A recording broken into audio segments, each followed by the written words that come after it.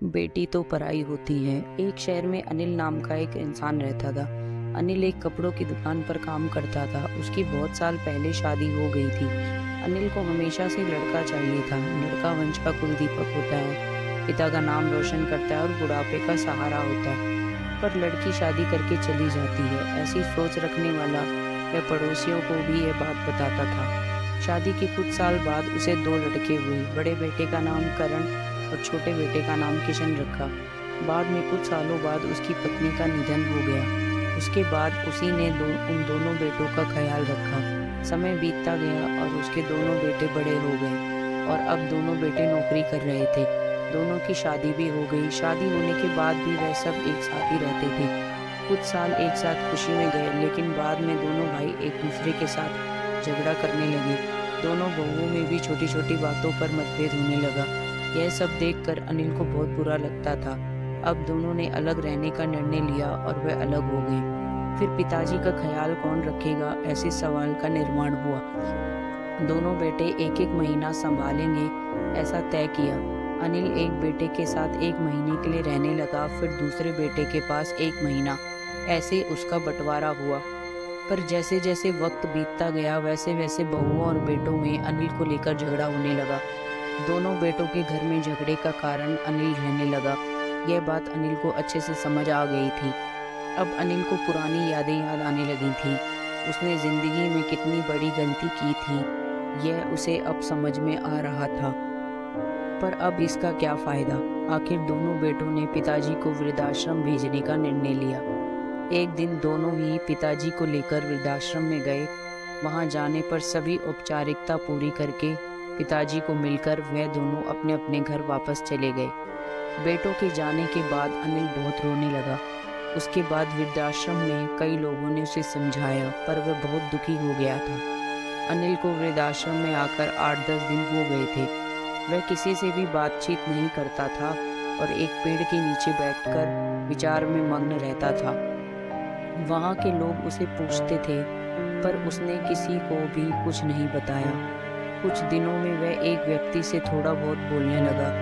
बाद में दोनों की अच्छी दोस्ती हो गई। एक दिन में दोनों बैठे थे, तब वह व्यक्ति अनिल को अपनी कहानी बताने लगा। वह बोला कि मुझे एक ही बेटा है। वह मेरे साथ छोटी छोटी बातों पर झगड़ा करता था। इस बात से मैं बहुत ऊब गया था। उस वजह से मैंने वृद्धाश्रम में रहने का निर्णय लिया। मुझे कभी कभी लगता था कि मुझे बेटे के साथ एक बेटी भी होती तो कितना अच्छा होता। कदाचित आज वह मेरे बुढ़ापे की लाठी बन सकती। उसका बोलना सुनकर अनिल और ज़्यादा दुखी हो गया और वह बहुत गहरे विचारों में खो गया। अनिल को दुखी अवस्था में देखकर उसके दोस्त ने पूछा, आप क्या सोच रहे हो? आपके सामने देखो, उधर दिखने वाले दो व्यक्तियों में से एक हमारे वृद्धाश्रम के मालिक हैं। उनका नाम कैलाश सेठ और दूसरी उनकी बेटी है, उसका नाम आराध्या है। वृद्धाश्रम का सारा काम उनकी बेटी संभालती है। कैलाश सेठ को एकमात्र बेटी थी। बेटी माँ और पिताजी से बहुत प्यार करती है। उतना ही प्यार वह वृद्धाश्रम के हर एक व्यक्ति से करती है। अनिल सिर्फ उसकी तरफ देखते ही रह गया और उसका मन और भी ज्यादा दुखी होने लगा। रात होने लगी थी। हर एक वृद्ध अपने अपने रूम में जाने लगे। अनिल भी उसके रूम में जाता है। रात का खाना जल्दी खाकर सब लोग सो जाते हैं। अनिल को उसका भूतकाल याद आता है। अनिल की शादी होने के बाद उसे पहली बेटी हुई थी। उस वक्त उसे बहुत गुस्सा आया था। पत्नी के मना करने के बाद भी गुस्से में उसने बेटी को उठाया और दूर जाकर उसे वहां छोड़ आया। पर अब पश्चाताप करने के सिवाय रास्ता ही क्या था। अनिल को रात भर नींद नहीं आई। दूसरे दिन वृद्धाश्रम में एक छोटा सा प्रोग्राम था। हर एक जन जल्दी उठता है और अपने अपने काम में लग जाता है। दोपहर को सब लोग हॉल में एकत्रित हुए। कैलाश सेठ और आराध्या भी आए हैं वहां पर। प्रोग्राम चालू था। तब कैलाश सेठ का ध्यान 2-3 बार अनिल की तरफ गया। अनिल उनको बहुत उदास बैठा हुआ दिखा। उनको लगा कि शायद उसकी तबीयत अच्छी नहीं होगी। प्रोग्राम खत्म होने के बाद वह अनिल से बात करने के लिए उनके पास जाते हैं। वह अनिल से दुखी होने का कारण पूछते हैं। तभी अनिल बहुत रोने लगता है और थोड़ी देर बाद वह अपनी पूरी कहानी उनको बताता है। मुझे भी पहले बेटी हुई थी, पर मुझे बेटी नहीं चाहिए थी, इसलिए मैं गुस्से में आकर उसे छोड़ आया। आज जब मैंने आपको आपकी बेटी के साथ देखा, तो मुझे समझ आया कि बेटी कितना प्यार करती है। मेरी बेटी भी मेरे साथ होती तो मुझे यहाँ वृद्धाश्रम में नहीं रहना पड़ता। मेरे दोनों बेटों ने मुझे दुःख के सिवा कुछ भी नहीं दिया। मेरे किए हुए पापों की सज़ा आज मैं भुगत रहा हूँ। अनिल की सब बातें सुनकर कैलाश सेठ को मन में बहुत दुःख हो रहा था। दुखी होकर वह अनिल को बोलते हैं कि यह मेरी बेटी नहीं है, मुझे यह नदी किनारे मिली थी। मैं उसे घर ले आया और बहुत प्यार से बड़ा किया। मैं और मेरी पत्नी उससे बहुत प्यार करते हैं और वह भी हम दोनों से उतना ही प्यार करती है। पूरी कहानी सुनने के बाद अनिल बोलता है कि मैंने मेरी बेटी को भी नदी के किनारे मंदिर के पास छोड़ा था। यह सुनकर कैलाश सेठ को थोड़ा गुस्सा आया और वह वहाँ से निकलने ही वाले थे। तभी उसी वक्त वह अनिल को पूछते हैं, आपकी बेटी का बर्थमार्क वगैरह आप बता सकते हो क्या? अनिल ने तुरंत जवाब दिया, हाँ बता सकता हूँ।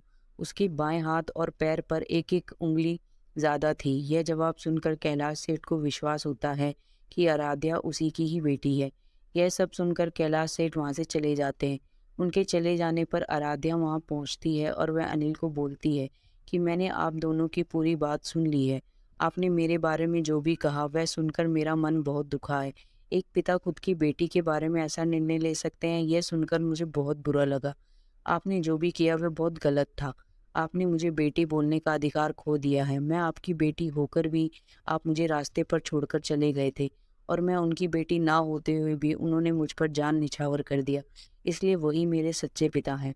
आप इस वृद्धाश्रम में रह सकते हैं, पर आज आपने उनके सामने जो बोला है वह फिर कभी भी उनके सामने मत बोलिएगा, क्योंकि आज तक मैंने उनको इतना दुखी कभी नहीं देखा। इतना बोलकर आराध्या वहाँ से चली गई। अनिल सिर्फ आंखों में आंसू लाकर उसकी तरफ देखता रह गया और अपने नसीब को दोष देता रहा। दूसरे दिन सुबह किसी को भी ना बताते हुए अनिल वृद्धाश्रम छोड़कर चला गया। दोस्तों, आपको ये कहानी कैसी लगी? अपनी राय कमेंट में ज़रूर बताएं और मेरे चैनल को सब्सक्राइब करें। धन्यवाद।